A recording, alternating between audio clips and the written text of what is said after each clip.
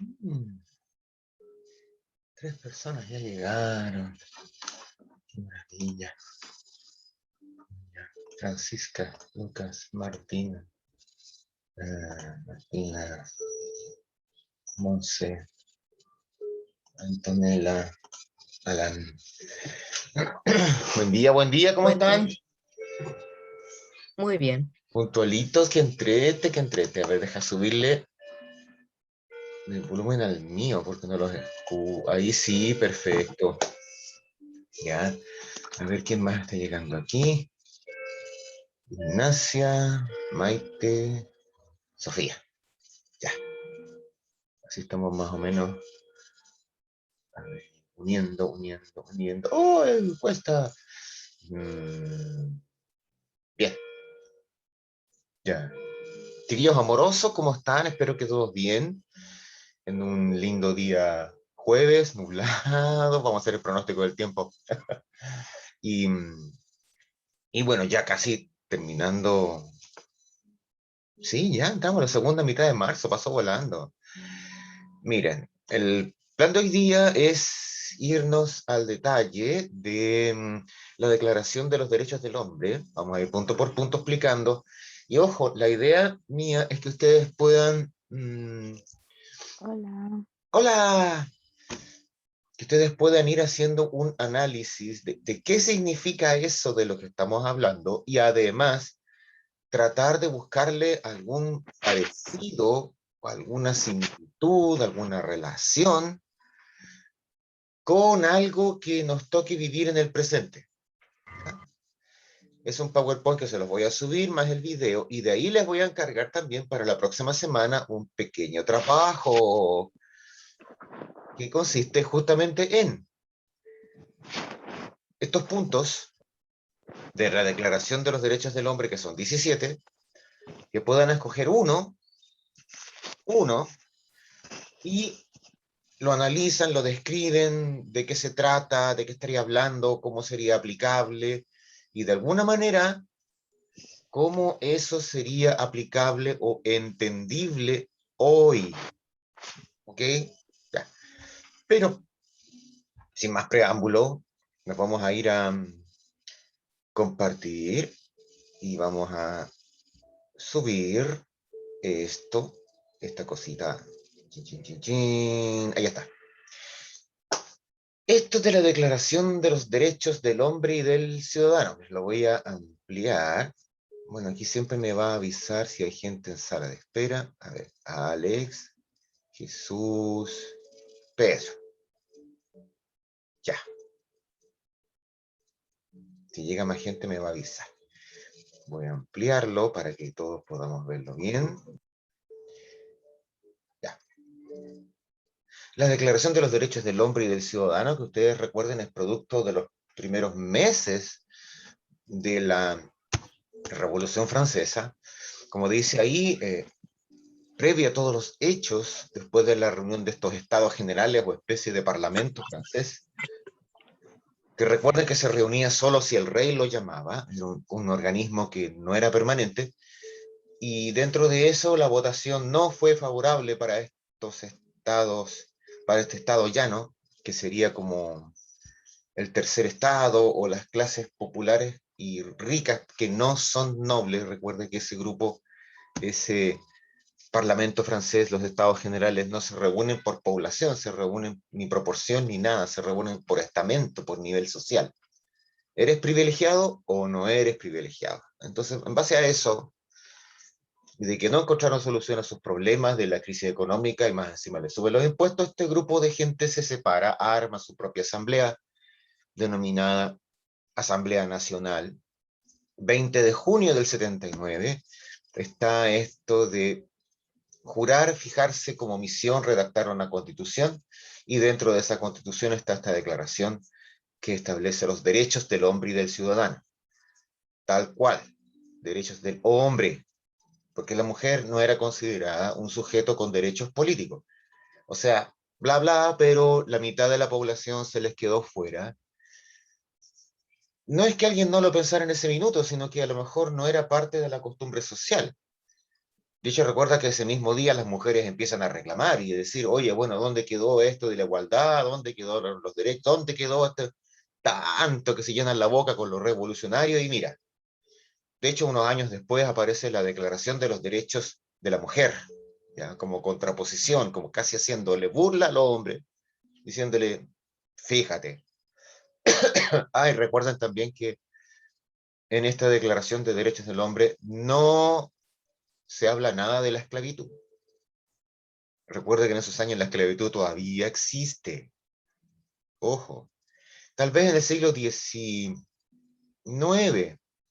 ya empieza a eliminarse en muchas partes del mundo, en Europa, nosotros mismos acá en Chile, tal vez uno de los últimos, si ustedes recuerdan bien algo de historia, eh, o que han escuchado por ahí, en 1861 al 63 está la guerra civil en Estados Unidos, que tiene que ver justamente con ese tema de la esclavitud. Entonces, te fijas que es un tema que se atrasa bastante, ya, el tema este de la esclavitud y cómo se soluciona ese problema. El tema es que esta Asamblea Nacional, como va a redactar este documento, se transforma a sí misma el día 9 de julio en Asamblea Nacional Constituyente. Y ese nombre constituyente les tiene que sonar. Eh, ¿Les suena algo? La palabra constituyente. Sí, de constitución. Bien, viene de constitución, también la puedes derivar de constituir o de construir. En el fondo implica, legalmente hablando, construir desde cero. Y les tiene que sonar, chiquillos, porque nosotros, hoy, nuestro país está metido en un proceso constituyente. O sea, en unas semanas más tenemos que ir a votar los que votamos por elegir representantes a una asamblea, ya, a una convención constituyente que va a redactar una nueva constitución. O sea, enchufémonos en los conceptos porque se siguen aplicando y se siguen usando. No son un tema histórico, son un tema presente, vivo. ¿Ya? Estamos metidos en un proceso constituyente que significa exactamente eso.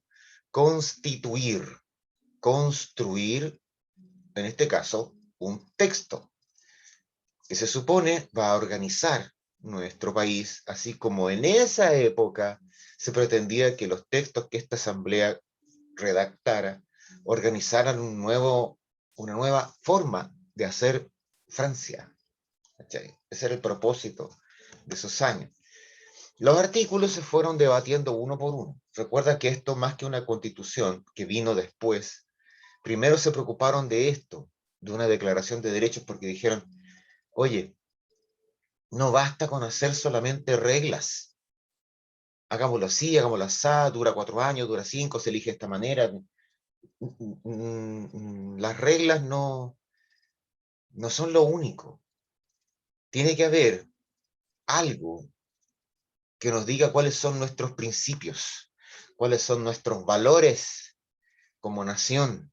Y de ahí entonces que se planteara que antes de empezar a redactar artículos así, reglas y cosas para una constitución, primero va esto. Primero va la idea de, oye, ¿qué es lo que nos importa? ¿Qué es lo que para nosotros es valioso, moral, ético? Y eso va primero. Después las reglas. ¿Cachai? Entonces aquí los artículos se fueron votando. Hubo muchas propuestas. 20, 30, 50, 60 artículos. Al final quedaron como en 17 artículos aprobados. El último se aprobó en agosto del 1789. Recuerda tú que la revolución ya había ocurrido un 14 de julio. O sea, el inicio de la revolución, la parte violenta, la parte de la revolución callejera, la barricada, el balazo, la toma de la Bastilla, todo eso que en Francia es día feriado, es 14 de julio. Ya en agosto esta cosa sale, es despachada. Fue promulgada, como dice ahí, por patente real el 3 de noviembre. Claro, en esos años, recuerde, en esos meses, mejor dicho, todavía tenían un rey, Luis XVI. Con el tiempo se dieron cuenta que el rey atornillaba al revés, que decía una cosa, hacía otra, y lo acusaron de traición y le cortaron la cabeza. igual que a la señora de él, pues la María Antonieta, pero, y después a mucha otra gente, ¿ya? Recuerda que la revolución fue cayendo en esto como exageraciones, se habla del gobierno del miedo, después se habló del gobierno del terror, después se habló del gobierno del gran terror, lo cual te da la idea un poquito de cómo se fue exagerando y poniendo cada vez más intensa, profunda, violenta y exagerada y fanática esta revolución. Hasta que se quemó a sí misma el 99 y ahí viene Napoleón, que se tomó el poder y dijo, ya, listo, no más despelote, ahora gobierno yo. Fue como una vuelta en el aire, para hacer documentos, sacar un rey, darse una vuelta durante 10 años y volver a tener un rey, que en este caso se llamaba Napoleón. ¿Ya? Ahora, yendo al punto, esto es un trámite. Yo sé que de repente suena raro decirlo así, pero mira, existe una forma de hacer las cosas y esa forma nosotros nos damos cuenta que se mantiene en el tiempo. Y uno dice, pero ¿de dónde viene esa cosa? Y puedes encontrarte cosas interesantes como este hecho de que la Declaración de los Derechos del Hombre tenga que ser autorizada y publicada por el rey. En Francia se llamaba una patente real, ese era el nombre que se le daba. ¿Ya? Letras patente del rey. Hoy día en Chile,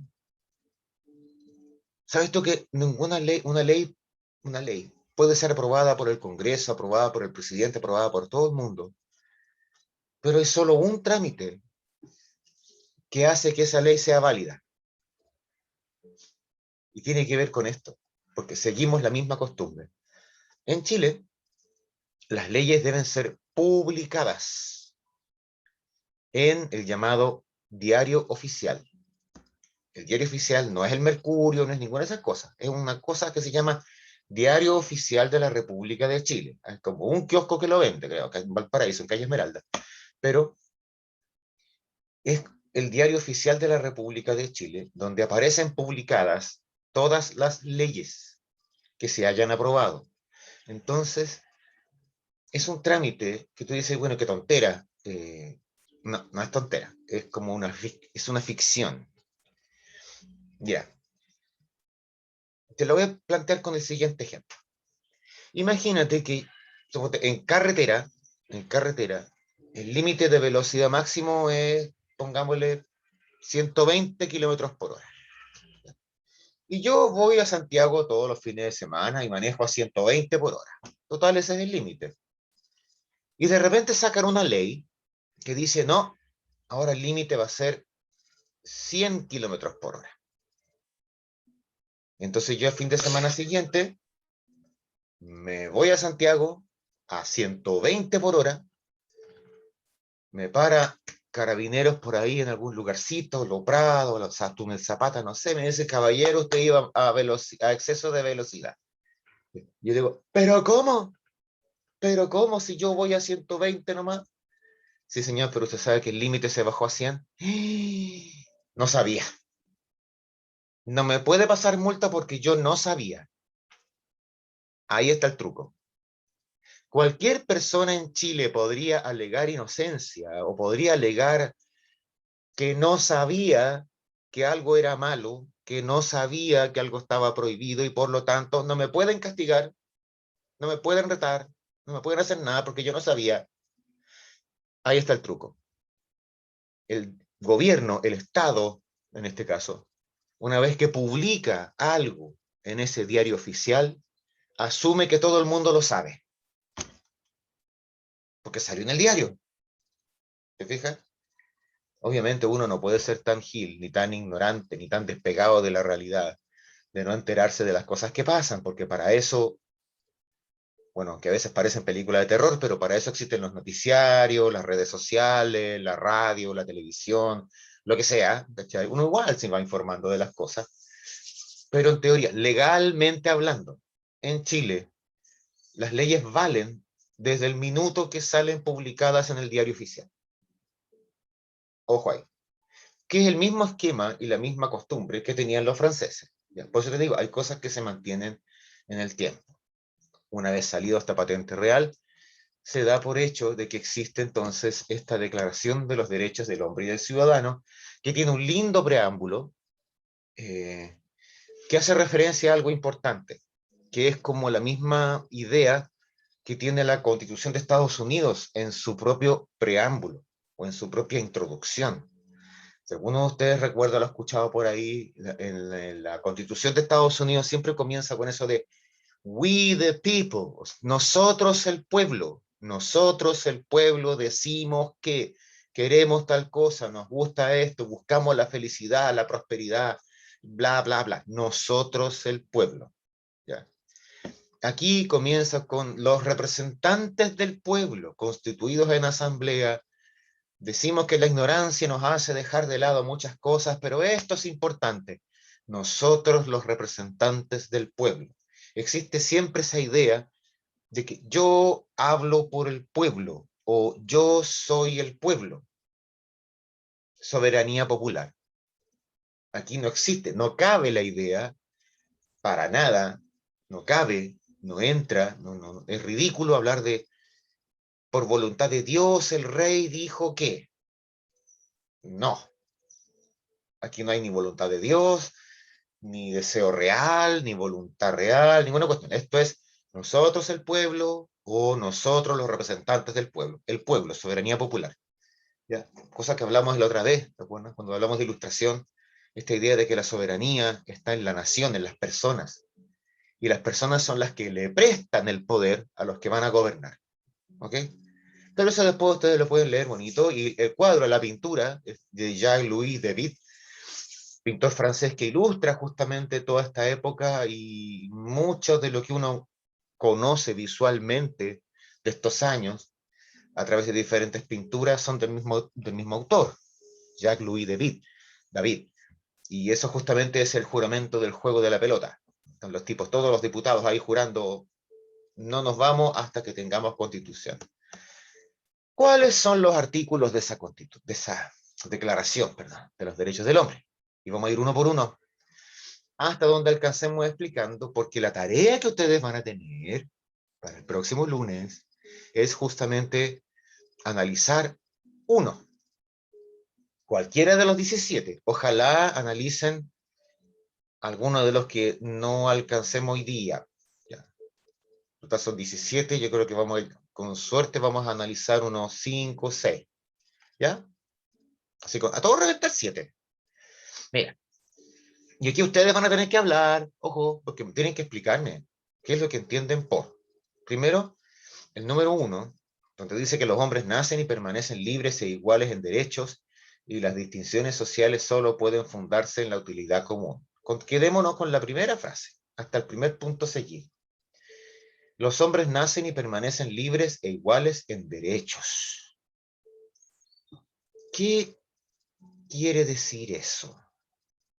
Búsquenle la quinta pata al gato, porque esto hay que entenderlo así. Mira, cuando tú redactas un documento, sobre todo como este, que es la pieza fundamental a partir de la cual todo lo demás se construye, es obvio que tienes que ser muy meticuloso y puntilloso y exacto en lo que tú escribes. En este caso, ¿qué quiso decir esta gente cuando pone ahí los hombres nacen y permanecen libres e iguales en derechos? ¿Quién tiene alguna idea? Perdón, podría ser algo así como no importa lo que haya hecho ese hombre, en este caso, sigue teniendo los mismos derechos que cualquier otro hombre. Súper interesante. Eres la primera persona que me lo enfoca desde ese punto de vista, porque eso es cierto. Tú, no importa lo que hagas, sigues siendo una persona. A ver, pongámonos un poco morbosos para las cosas.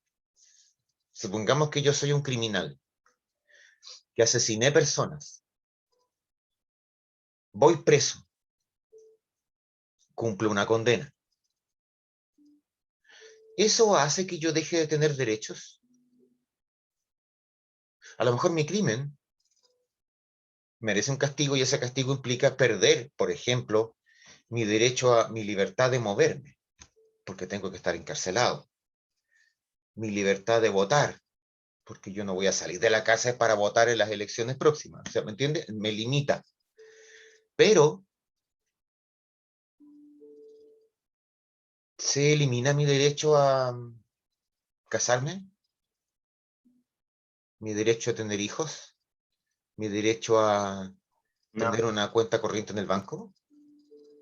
No. No se elimina. Mi derecho, fíjate lo siguiente. Oye, por Dios, qué interesante esta cuestión. Se elimina, mira, se elimina mi derecho a la integridad física. O sea, que no me peguen. Mm, no. Ahí sí que no sé, pero tal vez, ¿no? ¿Sí? Porque, entendamos, de hecho, una de las cosas que siempre se dice, ¿no? Un condenado tiene su castigo, que es la condena, pero agregarle cosas a esa condena es innecesario, porque si yo condené a una persona, por ejemplo, es que ahí está lo difícil. Ya, mira, si yo metí preso a un tipo por estafa, ya perfecto, la metí preso por estafa, pero los sentimientos son distintos. Por ejemplo, si un tipo está preso por violación, ya, lo metieron preso, 5 años. ¿Y qué pasa si adentro los demás presos lo golpean? ¿Qué pasa si adentro? Está absolutamente bien. Es que a eso voy. Porque si estamos pensando en que si la condena del tipo es estar preso 5 años, pero yo después sé que adentro lo golpean, sé que adentro lo violan. Ojo que es como tradición carcelaria esto de que si llega un violador, sobre todo de niños, adentro lo van a hacer tira. Y en tu corazoncito, a lo mejor tú dices, bien, bien. Pero Pero ahí sí. estás contradiciendo este punto. Porque tú dices Siempre que hay un esa. hombre nunca, nunca, un hombre y una mujer también se entiende hoy día, pierde derechos. Los derechos pueden suspenderse. Por ejemplo, el derecho de moverte cuando estáis preso. Pero sigue siendo un derecho que tú tienes. Y entre ellos incluye el de la integridad física y psíquica. Entonces, muchas Profe, veces, ¿sí? yo digo que a veces hasta los ladrones tienen más derecho que una persona común porque a los ladrones si no tiene abogado, le dan un buen abogado gratis. Le dan todo así a la gente también, a la gente que llega de otros países, le dan una casa y cosas así. O sea, yo opino que los ladrones a veces tienen más derecho que uno. Fíjate que sí, yo he escuchado ese reclamo antes, pero ahí hay dos temas diferentes. O sea, mencionaste dos cosas diferentes, el de los delincuentes y el de la gente que viene de afuera, de otro país. O sea, son dos temas absolutamente separados. Pero el primero, ¿sabes cuál es el problema? Que todo depende de cómo organiza y cómo entiende cada país su propio sistema carcelario. Yo en Chile, entendemos el sistema carcelario como un sistema que castiga con encierro, ¿ya? Pero como yo encierro a las personas, le estoy quitando la posibilidad de trabajar para mantenerse. Entonces, muy curiosamente, es el Estado el que debe encargarse de mantener a esas personas que yo las castigo con encierro. Y eso significa que tengo que, obviamente, la cárcel, le estoy dando techo. Obviamente, los estoy alimentando. Y si se me enferman, tengo que darles médico, porque mientras estén encerrados, por mí, por mi decisión como Estado, están encerrados, están bajo mi cuidado. ¿Te fijas? Es como parecido, mira, ridícula la comparación, pero es como parecido a cuando los escolares están dentro de un colegio. Los escolares son responsabilidad de ese colegio. Esto es parecido. Mientras los presos estén presos, son responsabilidad de los encargados de la cárcel, que tienen que cuidarle que no les pase nada. Sí. Ahora, ¿dónde está la diferencia? Que hay otros países, otros sistemas, que le exigen a ese preso que produzca. Entonces los ponen a trabajar. A ver, ¿has visto Estados Unidos? De repente las películas gringas a veces son interesantes, casi todas son malas, son como vomitivas, papel de baño, pero algunas enseñan algo. ¿Te has fijado de repente cuando sacan un montón de presos todos ahí con cadena y los ponen a limpiar calles, a construir un camino, a sacar piedras de no sé dónde? En Estados Unidos los ponen a fabricar las patentes de los autos, fabricar pan y se vende afuera, o sea, lo que sea, pero trabajan, o sea, producen. Acá se supone que también hacen algo así, pero dentro de Es que es diferente porque acá son llamados talleres de reinserción laboral, en que el objetivo es que Ya. aprendan un oficio, entonces cuando salgan van a poder trabajar en algo. Pero es diferente a ser productivo, ¿ya? Pero en general, en todos los países del mundo, todos los países del mundo, el Estado que encierra gente tiene que hacerse responsable de la mantención de esa gente, porque si no, ¿para qué los encierro? Eso es como obvio, o sea, ya lo voy a encerrar, ya, ¿y qué van a comer? ¿Te fijas? Si no, están encerrados, no pueden producir. No digamos que, oye, ya, vayan al campo, cultiven unas lechugas y vuelvan. ¿A dónde la viste? No vuelven nunca. El encierro es el castigo, pero el encierro implica que tengo que mantenerlos, po. O sea, fome. Yo creo que, bueno, si organizáramos las cosas de otra manera, si hubiera una posibilidad de que trabajaran para mantenerse, si, bueno, muchas cosas posibles. Ahora, es bien clarito que yo sé que hay mucha gente que se queja de lo que se gasta en cada preso. Siempre hablan de unas cifras que bordean entre las 500 lucas mensuales y las 700 lucas mensuales por cada uno. Yo no quiero mencionar la cantidad de gente vaga, asesor, que existe en el aparato público y que gana bastante más que eso. Y la cantidad de dinero que se pierde en este país por muchas otras cosas, entre ellos incluida la que se roban. Entonces uno diría, a ver, ya vamos sopesando las cosas porque a lo mejor lo que se gasta en preso no es un gasto tan excesivo si lo comparamos con otras tonteras en las que gasta o pierde plata el Estado de Chile, incluidos los robos, los fraudes, los casos que todos nosotros hemos escuchado, que parece ya deporte nacional. ¿Fija? Ahora, lo que mencionaste de los extranjeros, también es cierto, pero hay un detalle. Nosotros, estoy hablando pura estupidez, que no sé por qué la tengo que hablar ahora. Nosotros somos un país que se llena la boca hablando incluso nuestro himno nacional lo dice, somos el asilo contra la opresión. Andamos por todos lugares hablando de la libertad, la democracia. Pucha, pobrecitos los haitianos, pobrecitos los venezolanos. Tuvimos un presidente que fue a Cúcuta, ahí a la frontera de Colombia con Venezuela, y le dijo a los venezolanos, oye, pucha, chiquillos, qué pena que tengan ese gobierno que tienen, vengan a Chile. Y todo el mundo vino. Y somos un país que vende una publicidad muy buena, porque lo que se conoce de Chile afuera es Las Condes, el Costanera Center. No se conocen los campamentos. Y después la mayoría de los chilenos llegamos a tratar mal a los extranjeros. Entonces, ¿qué es lo que pasa? Tú como país firmas muchos acuerdos. Por ejemplo, cuando fue el tema de Haití, este país firmó muchos acuerdos de ayudar a Haití, mandamos militares para allá porque consideramos que era un país que era un despelote, no podían vivir por su cuenta, y hasta el día de hoy mantenemos tropas de la Marina, del Ejército, de la Fuerza Aérea, junto con otros 10 países allá en Haití, controlando Haití. Mira que somos patú. Los haitianos nos han pedido 20.000 veces que nos vayamos, pero nosotros seguimos allá. El asunto es que firmamos muchos tratados.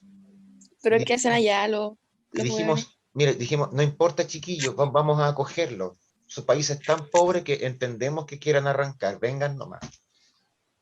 Y vinieron nomás.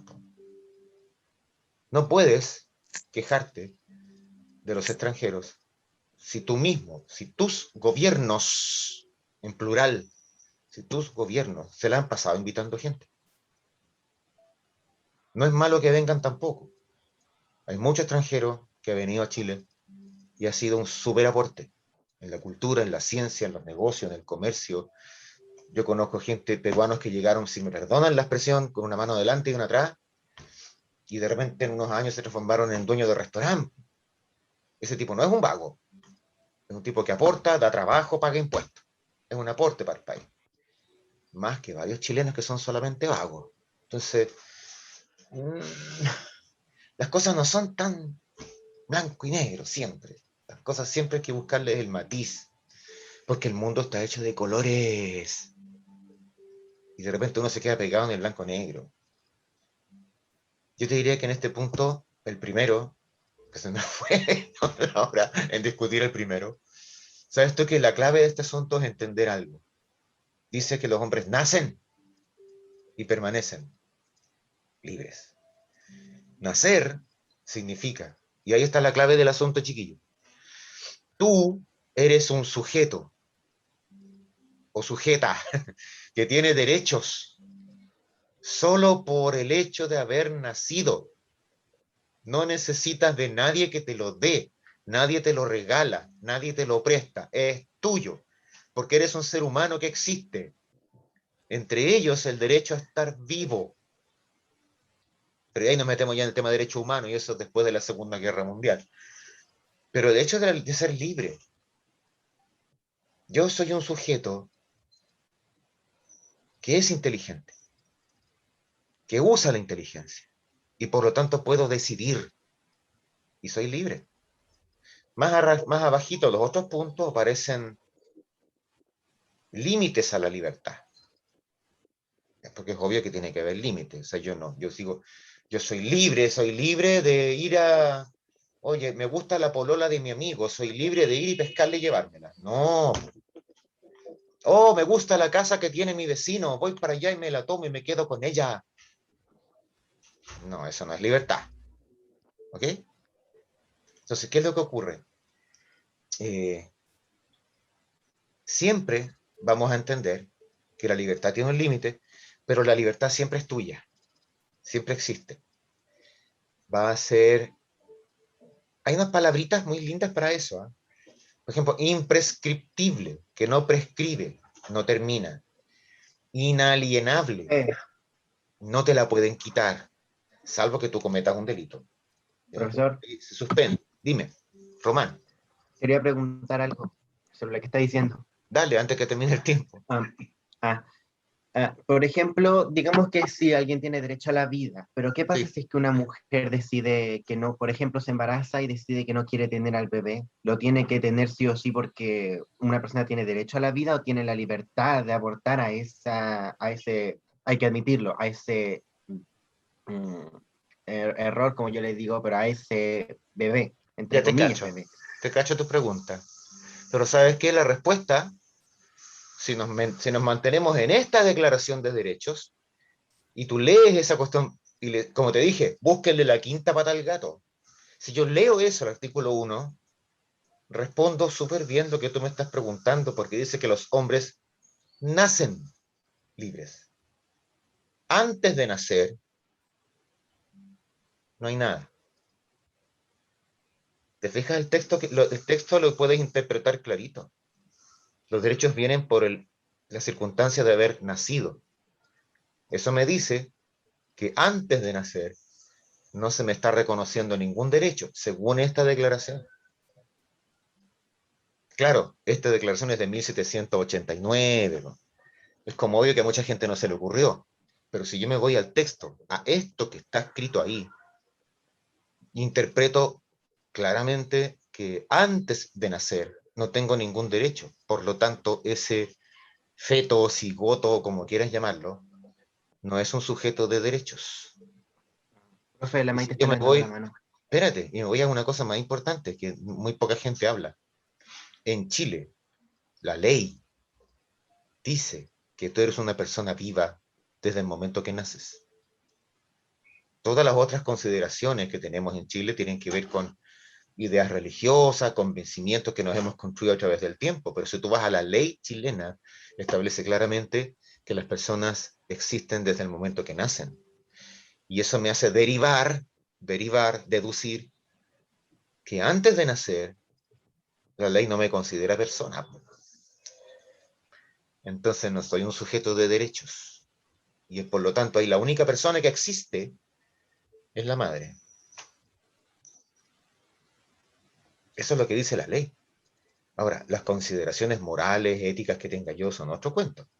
Eso se va construyendo a través del tiempo, sumando ideas, restando ideas, pero a veces las leyes son hechas en épocas en que nadie pensó ese problema. ¿Se fija? Y por eso tenemos la discusión hoy día. Ya, nos pusimos de acuerdo a lo de las 3 causales, aborto en 3 causales, y hoy día ya estamos discutiendo el otro tema. Maite, tú tenías levantado la manita. Y Rocío. Maite primero. Básicamente, en resumen, cualquiera puede tener derecho a la vida si la madre lo permite. Tipo, si la madre quiere abortar, nada que hacer. Y si quiere tenerlo, ok, que lo tenga. Es que yo creo que ese es el tema, porque a veces la ley es dura, cruel, fría. La ley es un papel escrito. El sentimiento es algo que ponemos nosotros. Y podemos a veces hacer cambiar una ley, para un lado o para el otro, según lo que sienta la mayoría. Pero si me voy a lo que dice la ley, muchas veces es algo que puede que no me guste. Rocío, tenías levantada la mano hace rato.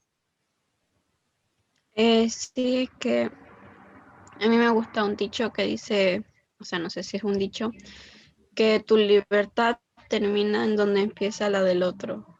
Sí. ¿Sabes tú que ese es un principio básico?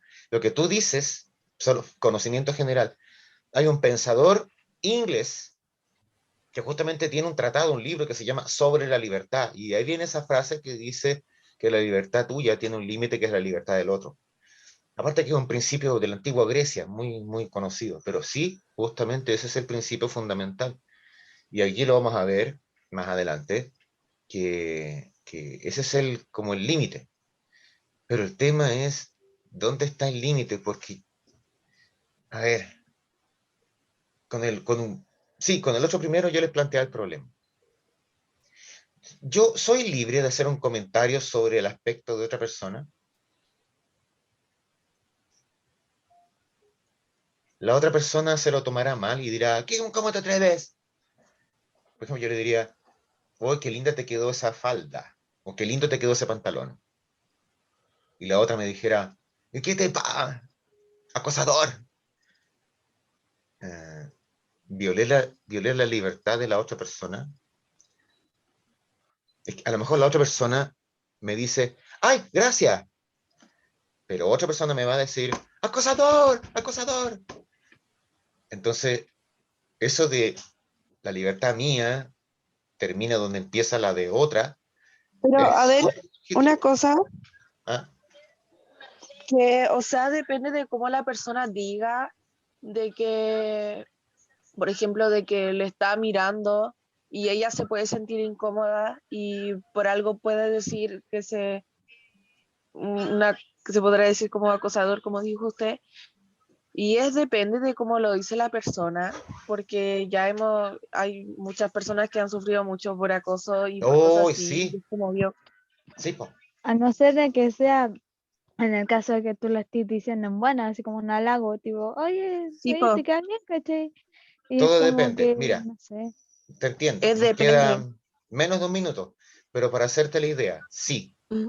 todo depende de cómo se diga y si la persona afectada deja las cosas en claro al principio. Porque si alguien después insiste, eso ya es